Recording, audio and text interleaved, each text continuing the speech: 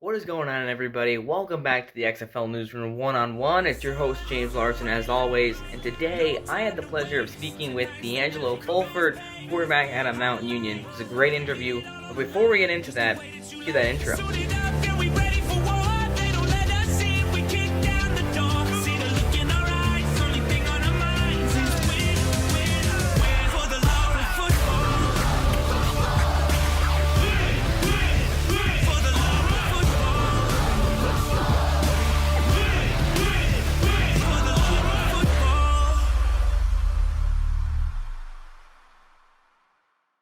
Welcome, everyone, back to the XFL Newsroom One-on-One. I'm joined today with a special guest, D'Angelo Fulford. How you doing today, man? I'm doing good, James. How are you? Pretty good. So, obviously brought you on the show here to talk football, and football is something that is passion of yours. What got you into playing football? Well, I was baseball first, and somewhere through the way, like around 8, 9 years old, we were on the field. Me and my uncle throwing a ball, and I launched one, and he was like straight to my mom, like he's playing football. And I mean, that's pretty much it. I mean, I'm from South Florida, so football is very big in the state of Florida as it is, even bigger down in the South. And yeah, just been rocking with it ever since. That's awesome. So you play at Miramar High School. What Miramar. got you there? Miramar, my bad. What got you there, and what really made you want to be a quarterback? Well, I kind of bounced around a little bit in high school, went to two other high schools, but when anybody asked me, like Miramar's home, as it was, I was just at their practice this past weekend when I went back down for a little bit. I don't know. In high school, it was like if you play quarterback, you're really not playing too many other positions. So in my off season, I played baseball, but it was always, hey, you're a quarterback, you're not playing defense, and kind of stuck with it all through high school. Went into college and did the same thing. Here we are. Gotcha. Very cool. So, what would you say would be some of your main accomplishments in your high school career? High school, I want to say like big accomplishments because I didn't win states, unfortunately. But I mean, I guess the bonds that I made with those guys, like I still talk to those dudes. We still work out. Like those are my brothers. So yeah, I guess the lifelong friendships and stuff. I still go back to my high school nowadays, and I'm able to talk to kids and hey, like give them different avenues to Nice. get out. So yeah. That's sweet. So you finish up your high school career and you end up at Mount Union. What was the process for you getting there? Were there other opportunities along the way? What got you to Mount Union? So 2 weeks before signing day, I had a Division 1 offer pulled from. I don't really want to say the team's name, but got an offer pulled. They had a new head coach coming in, and they were like, "Hey, we got 4 quarterbacks on the roster. Like, go JUCO. We'll re-offer you." And I'm like, "I don't want to go JUCO." Like, I was scared to fall more through the crack. So went to this college fair that they had down in South Florida, and Mount Union was there, among with some other D3 schools and some other just schools that were there, and they give you a little placard and they write down the names of the schools that want to talk to you. So the next day you come in after you do the combine and you're walking around to all like showing what they have to offer and talk to Mount Union, saw the tradition, saw the winning saw the winning tradition and was like, I want to be a part of that. And other schools tried to deter me from going there and they were like, oh, you're gonna, just get caught up in the wash. Like it's a football factory. And I was like, sounds like y'all are scared of competition. So I went there, started as a true freshman, won a quarterback battle, and then, unfortunately broke my collarbone. And then the next year came back, won the national championship as a sophomore. Uh, threw 50 passing touchdowns, 5 interceptions, led the country in all types of. I have the NCAA passing efficiency record, Wow. regardless of division. Yeah, so that's something that I hold with me. But I mean, it was a ride, man. D3 is definitely a grind. Junior year, fell short in the national championship by 8 points, and came back my senior year ripping and running, and we lost 59-52 in a shootout my last game. Broke another record in that, but I mean, we lost. But I had 688 yards of total offense in that game. That is insane.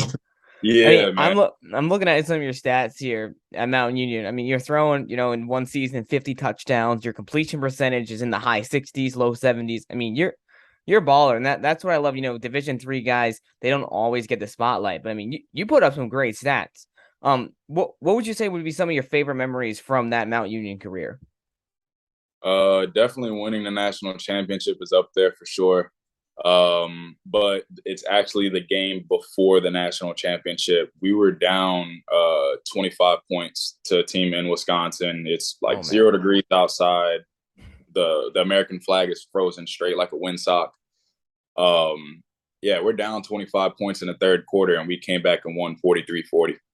that's And awesome. to be like in that type of game, and you're like, I don't care, but like the blowouts, those are, you're expected to win games like that. But when you have to, like, you're down and your back is against the wall and you kind of rally the troops, those are the games you live for. That's what football's all about. That Absolutely. that's pretty sweet. So you finish up at Mountain Union. What's the next step for you? I know you spent some time, you mentioned, with the CFL, you were with the BC Lions for a bit. You've been around a couple other leagues. We had the whole MLFB debacle. What's that whole process been like for you over the last couple of years? Well, it's just been staying ready so I don't have to get ready. I've also done draft prep with House of Athlete, and I mean, just being down in South Florida, I don't like to name drop, but Geno Smith is like big brother to me. He played at Miramar before I did, so we train in the off season together. The list of NFL receivers that I've thrown to is pretty stacked. I mean, you go Jarvis, freaking Justin Jefferson. I mean, AB. Like the list goes on, and guys are like, "Man, you got the talent." So it's just been really just staying ready, so I don't have to get ready and hoping an opportunity comes. I mean, I'm a personal trainer in the meantime, so it's really not hard to stay in shape. And Right. being in Florida, we have a plethora of receivers to always throw to. But yeah, it's just been about getting a fair opportunity and a fair shot. Like I thought the MLFB was going to be that. I mean, I have the tape proving that I'm not just a D3 guy. Like I'm a professional quarterback. Like I can play against whoever you put out on the field against me. And keeping that confidence. I mean, it's tough when you get a bunch of no's, and it's just like, or just blatant, just not opportunities. And yeah, just waiting on that. That's really just the name of the game right now. Right. And that's the thing, which for you at least is exciting right now because there are a lot more opportunities coming along right now with the United States Football League. They just had a great season. They're heading into year two. The XFL, I mean, that could be a great opportunity there to play for a league that's owned by Dwayne The Rock Johnson. I mean, Absolutely. that's not something everyone would be able to do. So for you right now, obviously you want to play professional football. You've had a crazy career when you've had a lot of high highs. You have some low lows with the MLFB debacle and CFL not working out. What's some of the main lessons you've learned along the way that have crafted you into who you are right now? Well, one of the things that I've always taken from college was, well, it's two things. So one, it's really hard to go 20 or 20, but I can go 1-1 every play. And it's just taking a breath and resetting after every single play, diagnosing the situation, and making an accurate decision. Otherwise, I would say it's probably being able to elevate the guys around you. Like if it doesn't matter if I'm with the first string, second string, third string, we got to find a way to win, and that's the name of the game. So it's just being about like elevating the guys around you and making everybody around you better. I love that. Yeah, I mean, and as a quarterback, that's what you got to do. I mean, you're the signal caller, you're the leader of the offense. So, one of the last questions I got for you is what's next? Like, where do you see yourself in the next couple of years? Hopefully on an NFL roster. I mean, aside from like my personal training, so like I really do have a passion of playing football. Um, I feel like I have the talent to compete wherever. I just need the opportunity. So if you're looking for me, you'll find me on a football field throwing to some guys that I found, and yeah, just trying to make the most of it. I love that. If there's something that you want to say to other players who are either in the same shoes that you are or just trying to play football, what would be your word to them?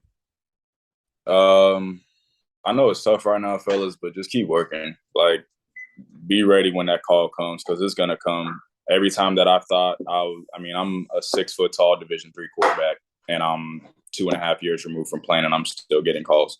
So every time I've gotten a call, I've been in shape. I've known the playbook.